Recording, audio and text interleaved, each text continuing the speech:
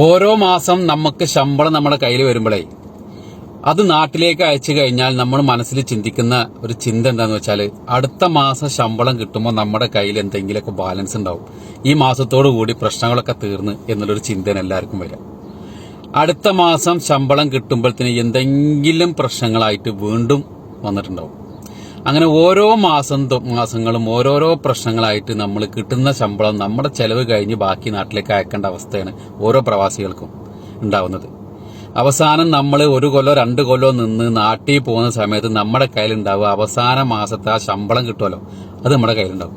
അതിൽ ടിക്കറ്റ് എടുത്ത് കുറച്ച് സാധനങ്ങളൊക്കെ വാങ്ങിച്ച് നാട്ടിലേക്ക് പോകുമ്പോൾ വളരെ തുച്ഛമായ പൈസയാണ് നമുക്ക് നാട്ടിലെ ഇന്ത്യൻ മണിയായിട്ട് കിട്ടുക.